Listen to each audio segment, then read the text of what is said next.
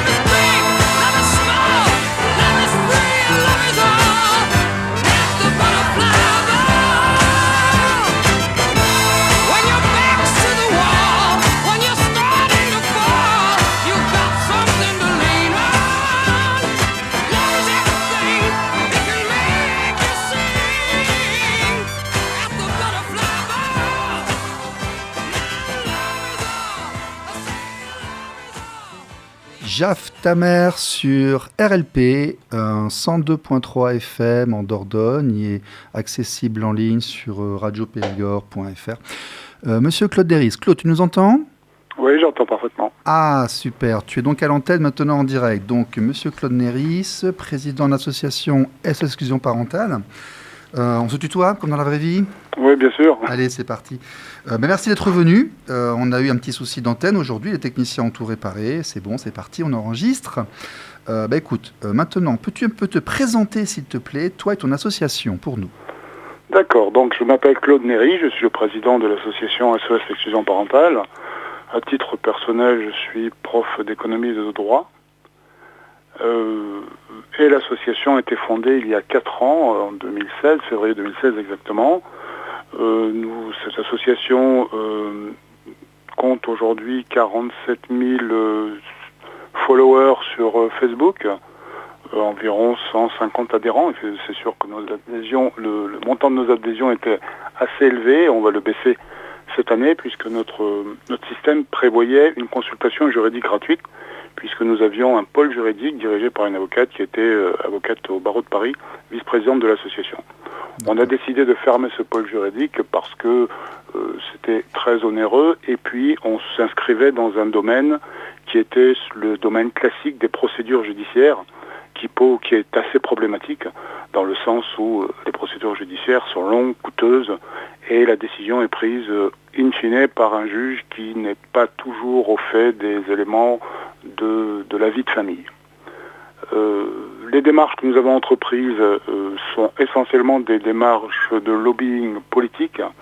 Donc nous sommes intervenus à beaucoup de niveaux. Nous avons été reçus à l'Élysée, nous avons été reçus à la Cour de cassation, à la première présidence de la Cour de cassation, par le défenseur des droits, par différentes commissions de l'Assemblée. Nous avons rencontré beaucoup de députés, donc toujours dans la perspective de faire évoluer la législation en matière d'égalité parentale. Je pourrais dire aujourd'hui, le bilan, c'est que c'est très décevant, parce que nous avons été reçus par un tas de gens qui nous disent c'est super, vous avez raison, c'est scandaleux, il faut changer les choses. Et au final, on s'aperçoit que 4 ans après, rien ne bouge vraiment, parce que ce n'est pas une volonté politique. Oui, les politiques, en fait, ont un énorme défaut, c'est qu'ils sont d'accord avec toutes les personnes qui leur parlent, mais que le jour où il faut passer à l'action, il n'y a pas forcément grand monde qui sont derrière. Est-ce que tu pourrais résumer un petit peu comme ça, quelles sont les demandes principales qui sont portées par l'association SOS Exclusion Parentale, demande à laquelle nous adhérons tous d'ailleurs ?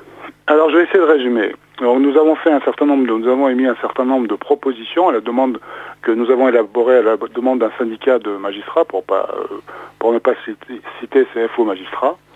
Donc nous avons fait un certain nombre de propositions qui ont été remises au gouvernement, qui ont été remises à l'Élysée, dans différents domaines. Donc au niveau de la réforme de l'autorité judiciaire, nous avons préconisé que tous les professionnels, les magistrats, devaient être responsables de leurs actes, des actes commis dans l'exercice de leurs fonctions, que le Conseil supérieur de la magistrature devait être remanié et s'ouvrir à un collège de citoyens tirés au sort, qui permettrait effectivement aux citoyens d'avoir une vision sur la justice. Au niveau des devoirs régaliens de l'État, c'est vrai que l'État doit assurer la sécurité publique de la nation, et à partir de là, nous avons demandé à ce que tous les délits, notamment les délits de non-représentation d'enfants, fassent l'objet non pas d'un classement sans suite, mais d'une instruction. Nous avons plus généralement demandé que la responsabilité personnelle des agents de l'État soit engagée lorsqu'ils commettent des fautes dans l'exercice de leurs fonctions. Je passe à une autre série de propositions, là, qui concerne la réforme de la justice familiale. Nous avons préconisé une préparation à la parentalité, parce qu'il est évident que faire un enfant, c'est facile, être parent, c'est autre chose. Nous avons demandé également une formation pluridisciplinaire des magistrats et des intervenants sociaux, puisque les magistrats sont aujourd'hui formés en matière psychanalytique par des théories psychanalytiques anciennes, alors qu'il existe des méthodes de psychologie comportementaliste qui sont beaucoup plus efficientes et qui ont des effets concrets. À l'École nationale de la magistrature, les magistrats ne sont formés qu'à la première école, c'est-à-dire les théories psychanalytiques développées par Freud, Lacan, etc. C'est-à-dire, en fait, l'enfant est proche de la mère et n'est qu'avec la mère, ce qui n'est pas forcément nous avons également extrêmement moderne. demander le développement de mesures de résolution amiable des litiges. Donc ça, c'est effectivement la médiation, la conciliation, le droit collaboratif. Nous avons demandé une définition légale de la notion d'intérêt supérieur de l'enfant, telle qu'elle est prévue par la Convention internationale des droits de l'enfant. Nous avons demandé que soit favorisée légalement la coparentalité. Ça, c'est un combat que toutes les associations mènent, sauf évidemment cas de violence avérée. Nous avons demandé un tutorat des jeunes magistrats, parce que souvent les magistrats sortent de l'École nationale de la magistrature très jeunes, sans expérience. Donc un tutorat, c'est-à-dire qu'ils sont chapeautés par un magistrat plus ancien, ou alors qu'il y ait une collégialité au niveau des audiences. Nous avons demandé la limitation des délais de traitement des dossiers, puisqu'un dossier, le temps pour un enfant est très long, et là il s'agit en l'occurrence d'enfants. Nous avons demandé à ce que les dossiers de justice familiale et de protection de l'enfant soient limités à 3 mois, entre la saisine et la décision. Alors là, j'ai fait une petite parenthèse. Oui. Ici en Dordogne, quand on va voir le tribunal familial, c'est grosso modo une audience par an. Le temps d'attente est à peu près de 12 à 13 mois, sauf les cas urgents où on va avoir une ONC éventuellement dans les 1 mois, mais rien ne sera résolu avant minimum 1 an, peut-être 3. À Bobigny, il me semble que les délais sont encore plus longs. Tout à fait. En région parisienne, les délais sont nettement plus longs. Or là, il s'agit tout de même de la vie de famille et d'enfants. Nettement plus long, c'est-à-dire un chiffre? Pardon? Nettement plus long, un chiffre. J'ai entendu dire qu'à Bobigny, il fallait 6 ans pour avoir un jugement parfois. Non, peut-être pas. Peut-être Bobigny, mais enfin au tribunal de Paris, il faut, entre la saisine et l'audience, il se passe généralement 1 an et demi à 2 ans. Oui, et quand l'enfant a 3-4 ans, comment on fait? Oui, Eh bien, tant pis pour l'enfant. Voilà, malheureusement, c'est bien le non, problème. voilà, C'est pour tout ça à que fait. nous avons demandé que ces délais qui concernent les juridictions familiales et la protection de l'enfance soient ramenés impérativement à 3 mois. Alors, il est évident que toutes ces propositions ont été faites au gouvernement, mais que ça reste lettre morte. Nous avons également, dans le cadre de la saisine sur 3 mois, donc l'ouverture du dossier, le traitement du dossier sous 3 mois, nous avons demandé qu'il y ait une évaluation au terme de 6 mois des mesures prescrites par la juridiction, c'est-à-dire que 3 mois après, 3 mois pour l'audience, et 6 mois après, on évalue pour savoir s'il y a des correctifs à apporter ou pas. Nous avons demandé également la responsabilisation des parents au regard de leurs obligations parentales, parce que effectivement, il y a des problèmes, on l'a évoqué tout à l'heure, au niveau des non-représentations d'enfants, mais il y a également des problèmes de délaissement de la part des pères. Il y a certains pères qui n'assument pas leur paternité. Ils vivent une autre vie et ils abandonnent leurs enfants. Et donc, nous avons demandé effectivement qu'il y ait un système de sanctions pour les pères qui délaissent leurs enfants. Oui, mais ça, il faut que cette chose-là existe si, lorsque nous demandons à participer à l'éducation de nos enfants, nous y avons l'accès. Les deux vont de pair, hein. On ne peut pas avoir l'un sans l'autre. Tout à fait. Ensuite, nous avons demandé de recentraliser la protection de l'enfance, ce qui semble être le cas, qui semble se faire actuellement, puisqu'on a un secrétaire d'État chargé de la protection de l'enfance. Est-ce que c'est répercuté au niveau des départements, puis les conseils généraux? J'en sais rien. Enfin, c'est pas évident, parce que on a un discours politique, et puis finalement, les conseils généraux gèrent absolument tous les dossiers de protection de l'enfance. Et ça suppose effectivement, c'est notre demande, de réformer de fond en comble les services de protection de l'enfance. Parce que l'aide sociale à l'enfance fait des délégations de services publics à des associations qui sont créées pour la circonstance. Et ce sont des associations qui s'appellent COSCE, Espoir, Olga Spitzer, etc., qui sont des associations qui gagnent énormément d'argent. Il faut savoir que on en parlera peut-être après. Bon, c'est une excellente transition. Problématiques. C'est une excellente transition. Ton association porte aussi le combat contre certains abus qui n'ont pas lieu d'être. L'État se désengage, comme tu l'as dit, délègue certaines tâches à des structures qui brassent énormément de fonds et d'argent pour s'occuper de nos malheurs, en fait, hein, des gens qui viennent sur les dysfonctionnements des couples, sur les enfants qui vont pas bien, qui vont parfois gagner 200 ou 300 euros par jour et par enfant soutenu. Et il y a pas mal de dérives, et je voudrais que tu nous en parles, parce que c'est un sujet qui, lorsqu'on en parle au grand public, est absolument ahurissant. Personne n'y croit. Nous Nous en avons quelques-unes à Périgueux, qui ont 7 à 8 millions d'euros de subventions par an, et puis qui interviennent complètement hors cadre, sans décision judiciaire, sans procureur, sans rien, qui font des dégâts absolument faramineux. Pourrais-tu nous éclairer un peu sur ce sujet, s'il te plaît ? Alors oui, effectivement, il y a, dans les années 2011 à 2013, sur la séquence 2011-2013, il y avait Pierre Nave qui est toujours, je pense qu'il est encore, directeur général de l'IGAS, l'Inspection Générale aux Affaires Sociales, qui avait émis un rapport en disant que sur les 320 000 enfants qui étaient placés à l'époque, donc plus de 50% l'étaient de manière abusive. C'est-à-dire qu'on aurait pu trouver 60, des moyens de maintenir l'enfant dans son milieu naturel, dans sa famille. Or, effectivement, ce que tu as évoqué, c'est que un placement d'enfant aujourd'hui en moyenne rapporte 280 euros par enfant et par jour, ce qui représente un budget de 6 000 à 8 000 euros par mois. C'est-à-dire que si on multiplie ça par, si on compte 50% de 300 000, ça fait 150 000 fois 7 000 à 8 000 euros qui sont débloqués par l'État aux conseils généraux. Les conseils généraux montent des structures pour pouvoir, des foyers où gèrent les familles d'accueil. Et ils gagnent beaucoup d'argent. Il faut savoir qu'une famille d'accueil qui a 3 enfants touche en moyenne, donc une mère qui a son foyer, qui garde 3 enfants, touche en moyenne pour 3 enfants entre 1 800 et 2 000 euros par mois. Mais il y a un différentiel quand même de 4 à 6 000 euros qui partent effectivement pour financer l'aide sociale à l'enfance et financer ces associations qui gèrent ce type de structure d'hébergement. Il y a eu une émission qui était passée sur la 2 il y a 4-5 ans, qui était intitulée « Enfance en souffrance », qui démontrait effectivement cette manne financière que ramassaient certaines associations. Je crois que le budget de l'ASE en France représente le budget de l'administration pénitentiaire. Alors, je vais faire une petite parenthèse. Il est hors de question de critiquer tous les services sociaux, toutes les familles d'accueil. Moi, j'ai rencontré des gens qui étaient extraordinaires. Il y a certaines personnes qui font très bien leur boulot.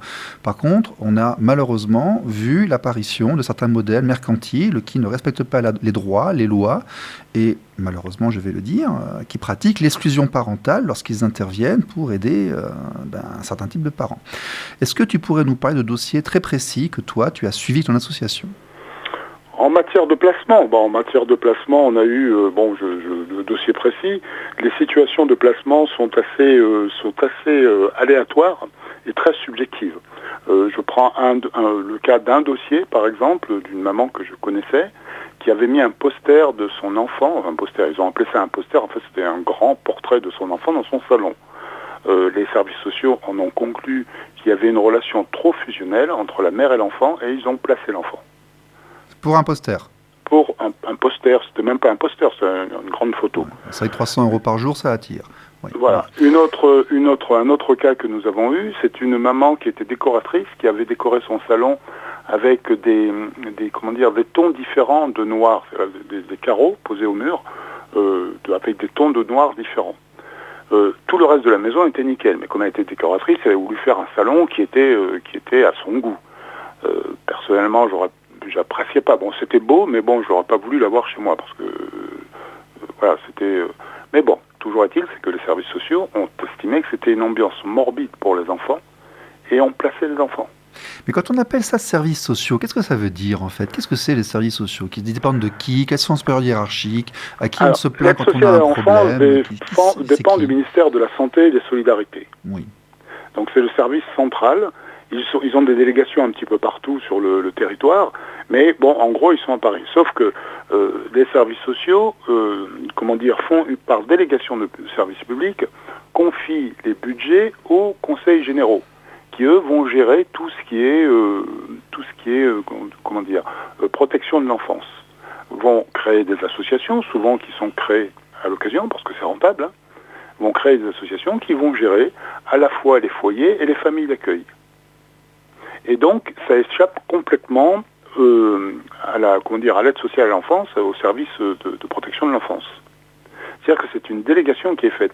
Mais quels sont les recours par délégation aux conseils généraux qui eux-mêmes font des sous-délégations à des associations qui vont gérer les établissements. Parce que nous étions en contact avec un avocat de Marseille, je crois, qui s'appelle Maître Hamas, Monsieur Hamas, qui oui, fait alors effectivement, évoluer lui, un il se petit bat peu. énormément sur... il se bat avec le Conseil de l'ordre des avocats de Marseille pour faire changer la loi en matière justement de placement abusif.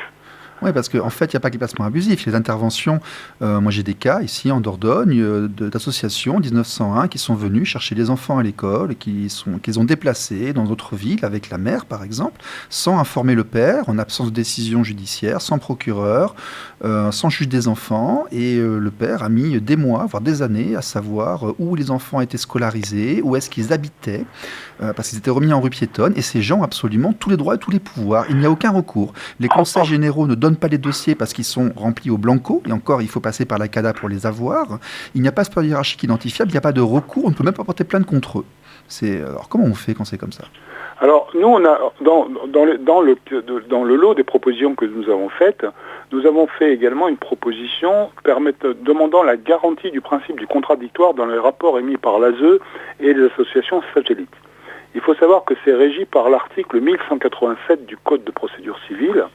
Le dossier d'investigation qui est mené par ces associations et par l'ASE, mais enfin c'est surtout par ces associations, parce que l'ASE ils n'ont pas le temps de s'en occuper, donc ils délèguent à des associations, c'est un dossier que les parents peuvent voir au greffe du tribunal en présence d'un greffier.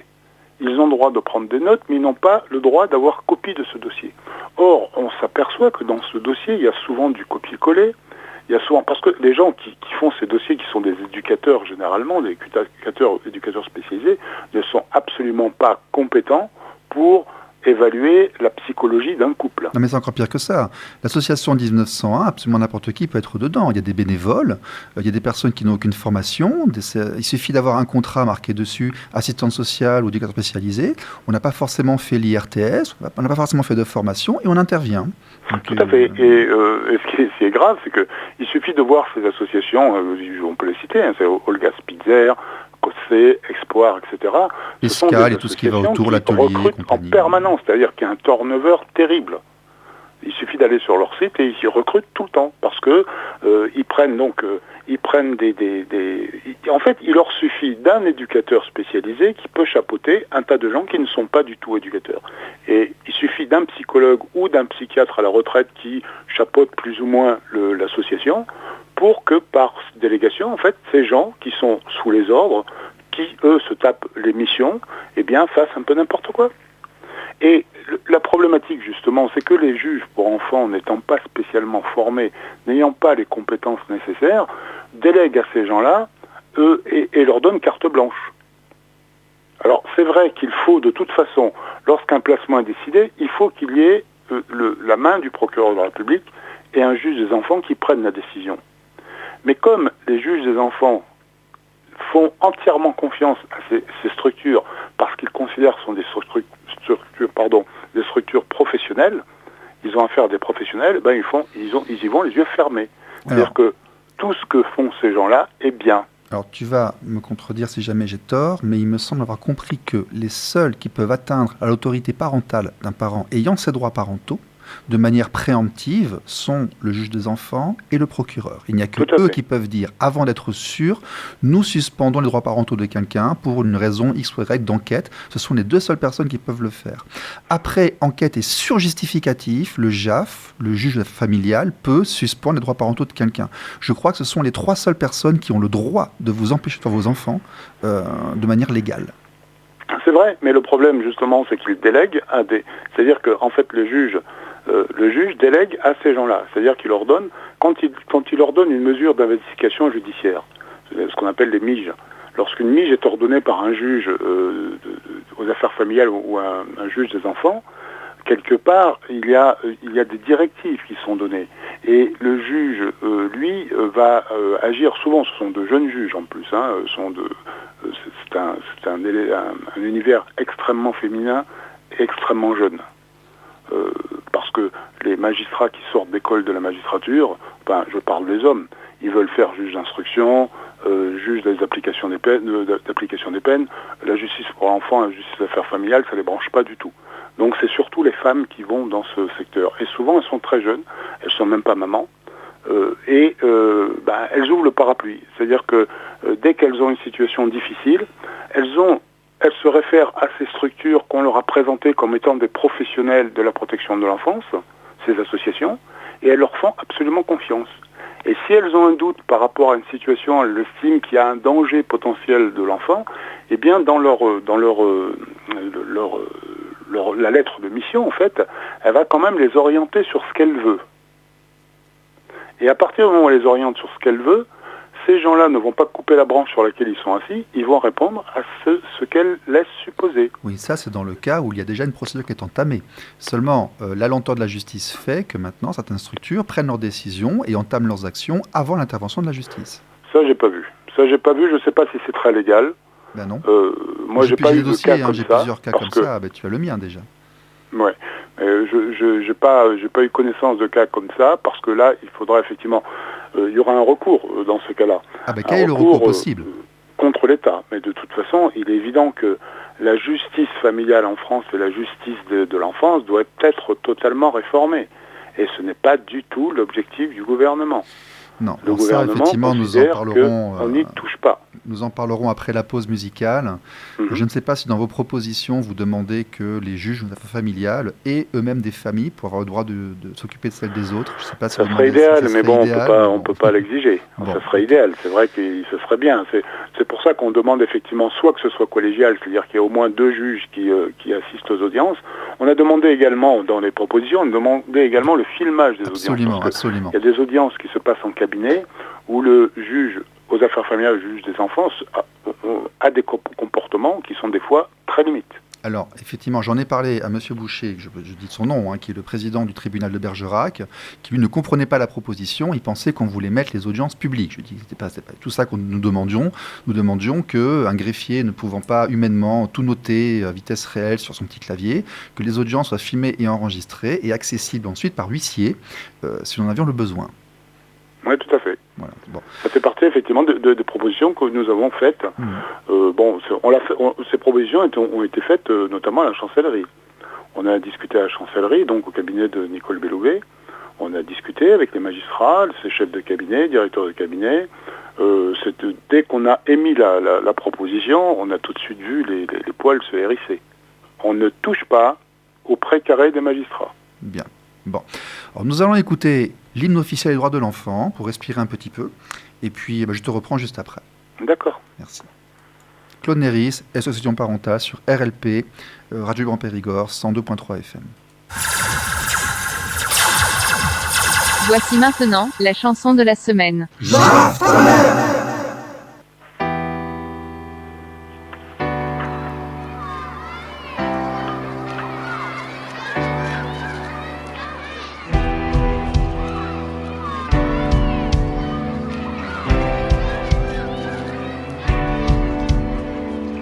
Ce message est pour la paix, cette chanson est un hymne au respect.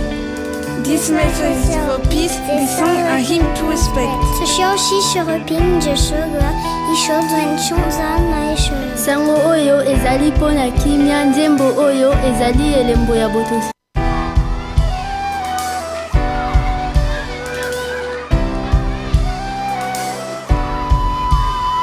Il y a maintenant plusieurs années que les droits de l'enfant sont là. La convention a été signée, il y a des lois, on en fait quoi? Aujourd'hui encore trop d'enfants souffrent, aujourd'hui encore trop d'innocents meurent. Il faut stopper ces cris de douleur et illuminer les visages d'enfants en pleurs. Droit à la vie, droit au bonheur. Oublions tous nos ennuis et laissons parler notre cœur. Enfants de la terre, nous sommes tous des frères. Non au droit bafoué, oui à la liberté. Enfants du monde, nous sommes les adultes de demain. Faisons une ronde main dans la main de paix et de respect.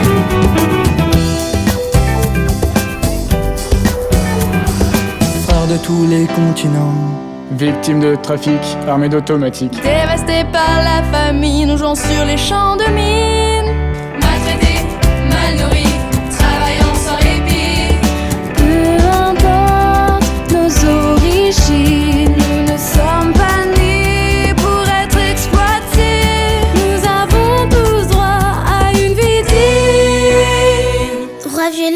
stopper les inégalités. Enfants de la terre, nous sommes tous des frères.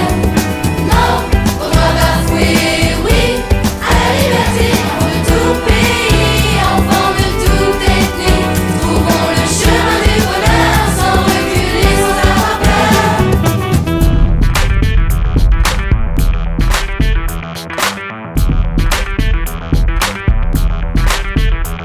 Enfants de la terre, nous sommes tous des frères. Nous on droit bafoué, oui à la liberté. Enfants du monde, c'est l'amitié qu'on fonde. Adultes et enfants que personne ne confonde. Enfants de la terre, nous sommes tous des frères. Les droits d'homme ont été conçus pour pouvoir s'exprimer, pour rimer. Utilisons les misères du monde, de laisser crever des enfants, on trouve ça immonde. Enfants de la terre, nous sommes tous des frères et on la force de combattre. Écrasons la misère, on se laissera pas faire. On est tous solidaires, bientôt on sera devant au lieu de rester derrière. Check.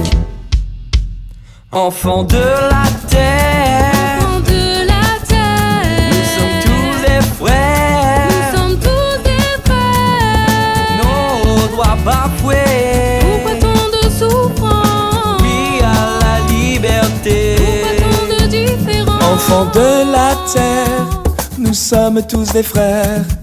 Non au droit bafoué. Oui à la liberté. Enfants de couleur, ensemble n'ayons plus peur de s'ouvrir au bonheur pour une vie meilleure. Enfants de la terre, nous sommes tous des frères. Non au droit bafoué, oui à la liberté. Enfants de tout pays, enfants de toute ethnie, trouvons le chemin du bonheur sans reculer, sans avoir peur. Ce message doit circuler pour que les droits de l'enfant puissent enfin triompher.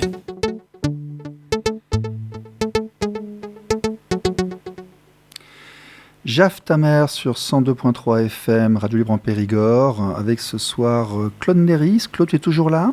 Oui, je suis toujours là, oui. Oui, bon, bienvenue, merci encore d'être avec nous, de passer cette émission qui est consacrée à ton association, à ton travail et aussi à notre collaboration, puisque Équité Parentale travaille beaucoup avec Exclusion Parentale. J'aurais voulu que nous abordions maintenant, qu'on profite un peu de ton analyse sur la gestion des séparations parentales en France. À ton avis, on a compris un petit peu ce que tu penses, mais que tu nous expliques un petit peu plus pourquoi tu t'es engagé dans ce combat qui est le tien, et comment tu l'analyses actuellement, et quelles sont, à ton avis, les perspectives qui nous attendent dans ce domaine. Alors, je vais essayer de commencer. Pourquoi je me suis engagé ? C'est parce que tout simplement, on n'arrive pas à quelque chose par hasard. C'est-à-dire que moi, j'ai vécu une situation effectivement d'exclusion parentale, où je me suis retrouvé du jour au lendemain avec mes enfants à 800 km de moi, sans vraiment comprendre ce qui m'arrivait. Et donc, j'ai voulu comprendre ce qui m'arrivait, et j'ai commencé à aller sur les réseaux sociaux. J'ai rencontré beaucoup de dirigeants d'associations, certains que tu connais aussi, hein. J'ai rencontré beaucoup de dirigeants d'associations, et puis je me suis rendu compte que finalement, ce combat, et c'est là je réponds un petit peu à la démarche de la justice familiale en France, je me suis rendu compte que depuis 30 ans, il y avait un combat qui était mené, et que depuis 30 ans, rien ne bougeait. Que beaucoup utilisaient les manifestations, certains montaient sur des grues. La plupart des gens qui sont montés sur les grues, je les ai rencontrés, je les connais. Oui, il y a Philippe Vessé, il y en a, oui. Voilà. Donc il y en a beaucoup qui montaient sur les grues par désespoir, parce que la privation d'un enfant, que ce soit pour le père ou pour la mère, parce qu'il y a des mères qui sont également privées de leur enfant. Ah, mais c'est insupportable dans les deux sens. On a eu des cas de suicide de mères parce que le père était parti avec les enfants. Oui, c'est insupportable dans les deux cas, je suis d'accord. Voilà. Donc la privation d'un enfant pour le parent, c'est quelque chose de dramatique. Psychologiquement, c'est très difficile à supporter. Et ça justifie qu'il y ait des gens qui montent sur des grues, même si c'est un excès. Il y a aussi des gens qui se suicident. Il y a aujourd'hui plus de 1000 suicides par an de pères, mais on ne compte pas les suicides de mères. Il y a des mères qui se suicident. Nous, dans l'association, on a déjà eu 3 suicides de mamans. Alors, ces chiffres sont très clairement sous-évalués parce qu'ils ne prennent en compte que les suicides qui ont été motivés. C'est-à-dire que les personnes qui ont laissé une trace, qui permettent de mettre un rapport entre leurs actes et effectivement la raison de laquelle ils l'ont fait. On ne compte pas ceux qui ont pris des médicaments sans rien dire à tout le monde. On ne compte pas non plus ceux qui ont pris une arme et qui sont allés faire de très très très très grosses bêtises, y compris envers les autres. On les comptabilise pas, et je pense pourtant qu'on devrait. Oui, tout à fait.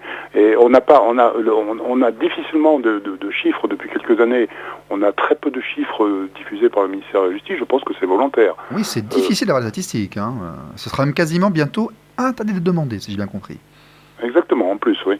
Donc, c'est vrai qu'il y a la privation d'un enfant, c'est quand même une partie de soi-même. C'est quelque chose d'horrible, quelque chose de très difficile à vivre. Alors effectivement, on a des cas de gens qui vont monter sur des grues, d'autres vont se suicider, d'autres vont sombrer dans l'alcoolisme, d'autres vont se calmer pour essayer de surmonter. Ils vont trouver des substituts. Mais il y a des dépressions très lourdes qui durent des années et qui finissent par un suicide. Alors effectivement, c'est pas comptabilisé. Mais c'est quand même la destruction d'un être humain par le fait qu'on le prive de sa chair. C'est légal et les statistiques montrent qu'il y a malheureusement extrêmement peu de recours contre de telles actions, qu'elles viennent du parent opposé ou qu'elles viennent, comme on l'a vu juste auparavant, de structures tierces qui viennent et qui s'immiscent entre eux, un parent et son enfant. Le délit d'atteinte à autorité parentale qui a été proposé, je crois, par une loi de 2006, qui est aujourd'hui bloquée au Sénat, en France n'existe pas.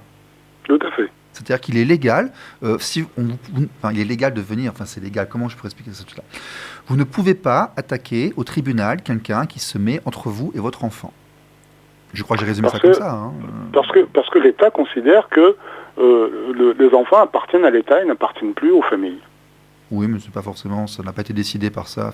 Mais c'est écrit nulle part cette chose-là encore. Hein. C'est écrit nulle part, mais bon, dans les faits, c'est ça. C'est-à-dire qu'à partir du moment où il y a un différend dans la famille, et que l'État s'immisce donc par la voie de la justice, comme je dis très souvent, lorsque des parents décident de faire un enfant, il n'y a pas un avocat, il n'y a pas un juge dans leur lit. Hein.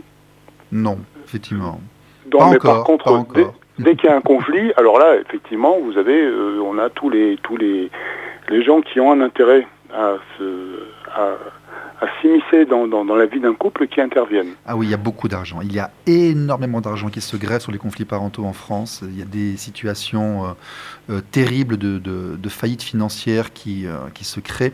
Je crois qu'on a fait statistiquement, on est un appauvrissement de près de 40% des parents lorsqu'ils se séparent. Lorsqu'il y a un divorce conflictuel, les gens perdent leur travail, ils vendent leur voiture ou leur maison pour payer les avocats. Avocat qui est obligatoire. Il est imposé d'avoir un avocat pour aller au tribunal maintenant pour un divorce. Et puis économiquement, c'est extrêmement rentable sur le marché, parce que à partir du moment où il y a deux foyers, eh bien les frais sont multipliés forcément par deux. Ouais. Mais toi d'ailleurs, je crois que tu travailles avec un syndicat d'avocats qui est pour la conciliation et qui milite avec toi, avec nous, pour justement essayer de faire que les gens s'entendent avant d'enclencher cette machine judiciaire où les avocats sont là pour essayer de réduire les droits parentaux de l'autre, pour se tirer les uns sur les autres, où les services associations autres viennent pour essayer de facturer d'intervention, où tout le monde vient en fait gagner un petit peu son pain. Oui, alors par rapport à ça, je dirais que ce sont des avocats qui sont spécialisés dans ce qu'ils appellent le droit collaboratif. Elle s'appelle comment déjà ? C'était Catherine AFDC, Association française des praticiens du droit collaboratif. D'accord, AFDC. Voilà. Donc ce sont des avocats. Le gros problème, ce qui peut leur être reproché, c'est que ce sont des avocats. Donc ils ont un fonds de commerce à faire tourner. Et la notion de droit collaboratif, c'est en gros, on s'entend avec les avocats pour éviter le litige. C'est moins pire. Voilà, c'est-à-dire que quelque part, il n'y a pas de neutralité. C'est-à-dire qu'ils y ont un intérêt. Ils ont un intérêt économique. Et là, c'est la limite en fait du système. Enfin, de mon point de vue, c'est la limite du système. Maintenant, bon, c'est les voies qui permettent effectivement de substituer à la procédure classique par des voies de médiation, etc., sont d'excellentes voies. Parce qu'il vaut mieux effectivement avoir une médiation qui permette aux gens de recommuniquer ensemble, de discuter ensemble, d'essayer de réfléchir à ce qui est bien pour l'avenir de leurs enfants, plutôt que de se voir imposer par un juge une décision qui ne conviendra à personne. Bien sûr, avec tout le monde qui est là pour faire en sorte qu'ils ne s'entendent pas ou le moins possible, parce que les procédures traînent. Exactement, on met de l'huile sur les avocats, leur spécialité, c'est souvent de mettre de l'huile sur le feu. De vendre des procédures, ouais. Voilà, donc effectivement, les systèmes de médiation intermédiaire qui se font de manière amiable sont, à mon sens, les plus au point. Maintenant, reste encore à les élaborer. On y travaille, on essaye de trouver des solutions. J'ai eu l'occasion de t'en parler. Ce sont des solutions que nous mûrissons actuellement avec des avocats, avec des psychologues. C'est une bonne transition. Alors maintenant qu'on s'est fait plein d'amis, là, durant notre petite discussion, est-ce que tu pourrais m'expliquer ce que c'est cette histoire de chancellerie qui demanderait son indépendance? Je ne comprends pas très bien. Qu'est-ce que c'est cette histoire encore? En fait, le principe en France, c'est le principe de séparation des pouvoirs. Tu as un pouvoir un pouvoir législatif, qui est donc le Parlement, Assemblée nationale et Sénat. Tu as un pouvoir exécutif, c'est le gouvernement et le chef de l'État, mais enfin c'est d'abord le gouvernement. Et tu as le pouvoir judiciaire, qui donc le pouvoir législatif adopte les lois et vote les lois. Le pouvoir exécutif, par la voie des ordonnances, prend également des lois, mais exécute les lois. Et le pouvoir judiciaire est là pour sanctionner le non-respect des lois. D'accord. Or, il se trouve que aujourd'hui, j'aurais tendance à dire, pour se faire encore des amis, mais de toute façon, on est des militants, hein, il y a une sorte de gouvernement des juges. Et les magistrats du parquet, donc c'est-à-dire procureur de la République, substitut, etc., demandent au chef de l'État l'indépendance du parquet, c'est-à-dire qu'il puisse, parce que c'est l'État, c'est le ministère de la Justice, la chancellerie, qui nomme les procureurs et tout ce qui représente les magistrats du parquet. Et ils demandent leur indépendance. Sauf que le président Macron, à 2 reprises, leur a dit « pas question, il n'y aura pas d'indépendance ». Et derrière, des sanctions qui tombent avec, de manière, je dirais dire, un petit peu sournoise. Tout d'un coup, 8 jours après, il y a la mise en examen d'un ministre. Ça calme. Cette indépendance concerne la nomination des juges, elle concerne quoi exactement? La hiérarchie, c'est-à-dire qu'ils sont sous contrôle hiérarchique du ministère de la Justice. Oui.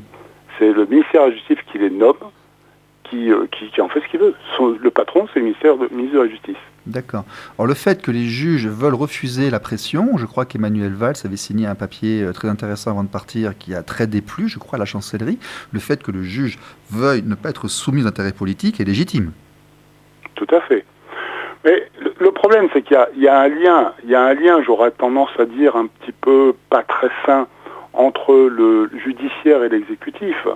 Moi, je le sais parce que je me rappelle lors d'une audience à l'Élysée où on avait préconisé un certain nombre de choses, justement les propositions que nous avons faites. Et on était intervenu dans le cadre de la loi de Philippe Latombe sur la résidence alternée. Et on nous avait dit clairement à l'Élysée, tout texte sera retoqué à la chancellerie. C'est-à-dire que le dernier mot revient à la chancellerie. Oui, nous avons été cités durant les débats de ce projet Latombe il y a 2 ans, qui a créé un véritable traumatisme où tout le monde en fait s'est mis d'accord pour qu'il ne passe pas. Alors au niveau législatif, nous avons essayé, je crois que tu étais aussi dedans, toi, il y a 1 an, lors de la loi justice, la PPL 343, d'intervenir pour relancer ce débat. Et actuellement, il y avait un regroupement d'associations qui essaient de porter une proposition de PPL, d'ailleurs Madame Opelt qui se retire parce qu'elle va briguer la mairie, donc elle ne portera plus cette chose-là. Et visiblement, ce gouvernement ne souhaite pas que nous avancions vers la défense des droits parentaux, ne souhaite pas que nous allions vers la résidence alternée, ne souhaite pas que nous allions vers l'égalité parentale. Très clairement, les directives d'en haut, on va les citer, Madame Belloubet et d'autres, ne veulent pas qu'on en parle à l'Assemblée. Même les propositions que nous arrivons à travailler au niveau des propositions de loi sont retirées avant vote. Et je crois que toi, d'ailleurs, tu as pris quelques portes dans tes démarches aussi. Oui, c'est-à-dire que effectivement, ça fait au moins 2-3 ans que nous nous battons justement au niveau politique pour faire passer des idées nouvelles en disant, attendez, il y a un problème. Il faut la famille est quelque chose qui doit être protégé parce que c'est demain, les enfants de demain sont les citoyens de demain. Oui, mais non. Voilà. C'est-à-dire que de toute façon, ça reste en l'état. Ça reste en l'état et on ne bougera pas là-dessus parce que il y a des lobbies qui interviennent. Les lobbies néo-féministes notamment, qui sont en minorité, mais qui sont extrêmement puissants. Alors comment tu expliques en fait que c'est... Pour en revenir, peut-être pour aborder aussi le Grenelle des violences conjugales, En fait, il y avait Laurence Rossignol, avec qui je ne m'entendais absolument pas, qui rêvait de quelque chose, et Marlène Schiappa l'a fait. En allant même un peu plus loin. Juste avant qu'on lise les propositions, là, pourrais-tu m'expliquer comment des féministes qui, au départ, idéologiquement, sont censées demander l'égalité des sexes et l'égalité homme-femme sur absolument tous les plans, se retrouvent ainsi à militer pour que nous ne puissions pas avoir accès à nos enfants? Comment peut-on expliquer ça? Alors moi, j'aurais tendance à dire que on va essayer de scinder les deux choses. Il y a les féministes et il y a les néo-féministes. Les féministes sont, on est tous féministes. Hein. Personne ne peut dire que la femme est un être qu'il ne faut pas protéger ou qu'il faut dominer. Non, mais nous sommes tous pareils. Article 1 de la Constitution, égalité de salaire, égalité de traitement. Nous sommes tous pareils. Tout à fait. Nous sommes cette ligne-là. La protection, les hommes doivent avoir aussi changé de comportement par rapport au comportement déviant qu'ils peuvent avoir certaines fois, certains hommes. Hein. Oui, nous ne sommes plus nos grands-parents, nous ne sommes plus non plus au Moyen-Âge. Les choses ont évolué. Je veux dire, on me répond souvent certains éléments que je n'ai pas connus parce que je n'étais pas né. Donc je les connais par culture historique. Mais au jour d'aujourd'hui, je suis obligé de constater que les pères d'aujourd'hui changent les couches, apprennent à leurs enfants, ils se sont, on va dire, féminisés. Ils ont pris une place dans la famille qui est légitime quelque part. Alors je vais me faire encore quelques amis. Là, on nous parle, on nous ressort l'épouvantail du patriarcat en disant que nous sommes dans une société patriarcale. Déjà, par rapport à ça, je répondrais que la justice est patriarcale. Quand j'entends ça, par rapport à ce que j'ai expliqué tout à l'heure, aujourd'hui, plus de 80% des magistrates, des juges aux affaires familiales et juges des enfants sont des femmes. Donc quand on parle de justice patriarcale, en matière de protection de l'enfance ou de justice aux affaires familiales, il faut savoir que ce sont des femmes d'abord. Et que le patriarcat, effectivement, c'est quelque chose qu'on n'a pas connu, que c'est ce qui appartient pas à nos générations, qui a existé, c'est vrai, mais que depuis, il y a beaucoup de choses qui ont évolué. Il y a beaucoup de femmes qui ont l'égalité, voire la supériorité. Il y a des femmes qui sont générales d'armée, il y a des femmes qui sont juges, il y a des femmes qui sont pilotes, commandants de bord, il y a des femmes qui sont ministres, il y a des femmes qui sont chercheurs, il y a des femmes qui sont PDG de société. Mais bon, on n'arrête pas de dire, oui, l'homme domine la femme. Je partage pas trop ce point de vue. Je pense qu'il faut qu'on aille vers une égalité, effectivement, qu'on développe cette égalité, mais c'est pas au prix de la stigmatisation des hommes. C'est pas au prix de dire l'homme on le met de côté. L'homme on voit pas mal de posts sur les réseaux sociaux où on démonte en fait l'homme est. J'ai vu un post passer hier où j'en discutais avec une avocate amie où on mettait en fait la femme, on lui donne du sperme, elle fait un enfant, on lui donne du pain, elle fait un repas, etc. En gros, et puis elle s'occupe de ses enfants et de son mari. En gros, le mari, il est au niveau de l'enfant, quoi. Ouais. Bon, écoute, il y a toujours des gens qui diront n'importe quoi. Alors, malheureusement, on a beaucoup parlé. Il nous reste que 2 minutes pour parler des 30 mesures qui ont été publiées. Là, j'ai devant moi un dossier de presse datant du 25 novembre 2019 avec les 30 mesures pour combattre le fléau des violences faites aux femmes, où on apprend que on a royalement écouté 60 personnes. 60 personnes ont été auditionnées et qu'on va, je crois, embaucher une cinquantaine de personnes aussi. Fait que, tu as suivi un petit peu toi, Oui, j'ai suivi. Bon, moi, je vais les 2 minutes, je vais faire en 30 secondes. Pour moi, le Grenelle des violences conjugales, c'est une sordide, imposture, dans le sens où la plupart des mesures qui ont été prises et annoncées existaient déjà dans d'autres termes de loi, que par ailleurs les mesures prises sont toujours, on a un secrétariat d'État chargé de l'égalité femmes-hommes, mais en fait c'est un secrétariat d'État qui se bat beaucoup plus pour une domination plutôt qu'une égalité. On a une néo-féministe qui l'affirme, hein, les féministes à fond. Quand on a un comportement aussi catégorique, on n'est pas secrétaire d'État à l'égalité femmes-hommes. Non mais ça, il y a peut-être un problème, un défaut d'envergure et de culture politique chez nos dirigeants actuels, où en fait on devrait savoir que lorsqu'on propose une loi, on se place sur la majorité, qu'on défend tout le monde, qu'on universalise. Donc il faut absolument sanctionner toutes les agressions, tous les types d'agressions, il faut protéger toutes les victimes, et le fait de mettre en avant uniquement une sorte d'agression et de protéger uniquement une sorte de victime ne correspond pas à la définition d'un homme politique qui gère le bien-être de son pays, de ses concitoyens. Ça va pas. Il y a un préfet de police qui a dit à une manifestante on n'est pas dans le même camp. Oui, je comprends pas très bien ce truc. Voilà, ça veut dire qu'il y a un moment donné où on a une bataille de camps, et ça c'est pas très normal. Non, quand on représente l'État, quand on représente le peuple, eh bien on doit effectivement avoir une vision globale et ne pas privilégier les uns ou discriminer les autres. Oui, parce que diviser n'est pas forcément très bon, surtout nous qui demandons l'égalité.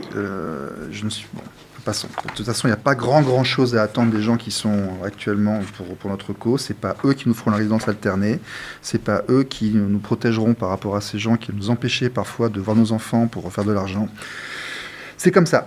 Claude, merci d'être venu. Merci d'être exprimé, de t'être mouillé et merci avec nous. De m'avoir reçu, et je te souhaite une bonne soirée. Bon, merci beaucoup. Bonne soirée aux éditeurs. Très bien. C'était Claude Néris de SOS Exclusion Parentale pour RLP 102.3 FM sur Radio Le Périgord.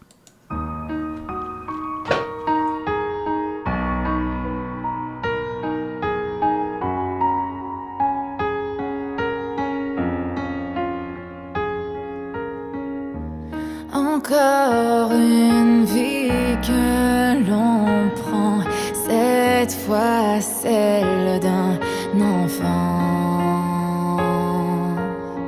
De la violence naît le silence, mais qui blâmait vraiment? Mais tu vois, ce n'est pas moi, ce n'est pas ma famille.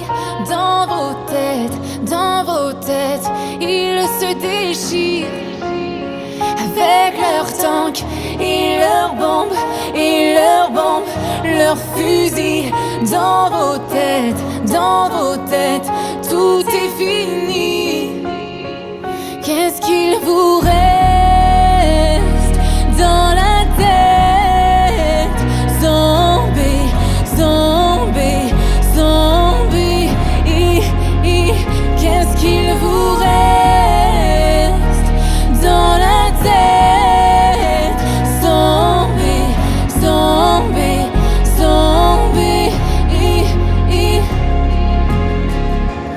Le cœur brisé d'une mère se répare en douleur.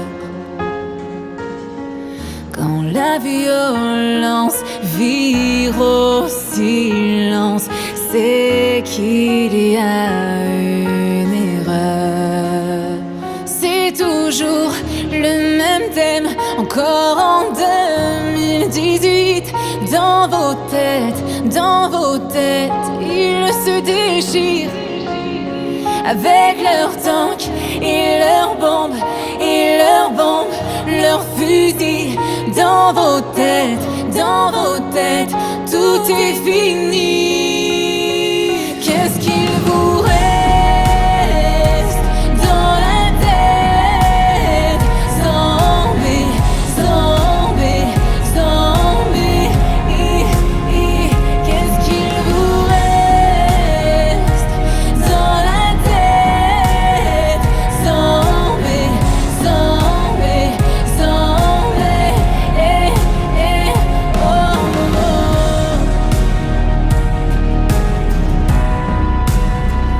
Yeah.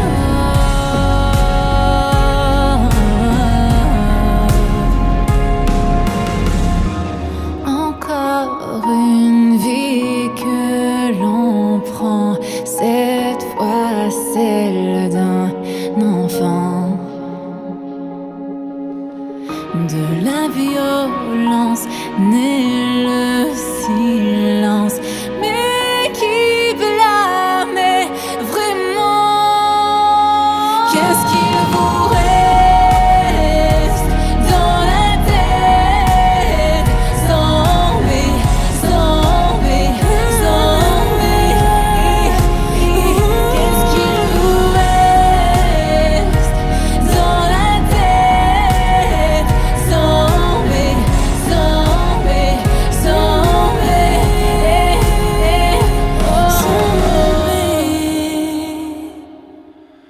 Bonsoir, c'était donc le numéro 3 de Jaf ta mère avec Stéphane sur Radio Libre en Périgord, 102.3 FM, disponible aussi sur Internet. Le podcast sera sur la chaîne YouTube ainsi que sur le site. Nous avons démarré une petite chaîne YouTube avec les actualités de l'association et l'enregistrement des émissions. Alors, avant de partir, il faut que je vous parle du renouvellement du bureau national de SOS Papa. Dirigé actuellement par M. Latizo. Nous sommes extrêmement nombreux à penser que cette association nationale, SOS Papa, que tout le monde connaît, vous devrez être un peu plus active, un peu plus ouverte aux échanges, un peu plus modernisée. Et donc, nous militons, nous soutenons la proposition de José da Silva, Grégory Michala et Dimitri Vikelas, qui se présentent au renouvellement du bureau. Nous demandons donc aux personnes qui sont adhérents ou qui ont été adhérentes de SOS Papa National de se mettre à jour en urgence de leur cotisation. Il vous reste à peine quelques jours pour le faire et de se présenter jeudi prochain aux locaux de la permanence à Paris pour voter pour José, Grégory et Dimitri afin d'essayer de redonner un second souffle à SOS Papa National qui est un petit peu en retrait malheureusement depuis quelques temps. Ensuite, au niveau Périgueux, la prochaine permanence aura lieu lundi 13 janvier. Toujours cours Fénélon, à la maison d'association, de 18 à 20h. Nous étions un petit groupe dans le lundi dernier.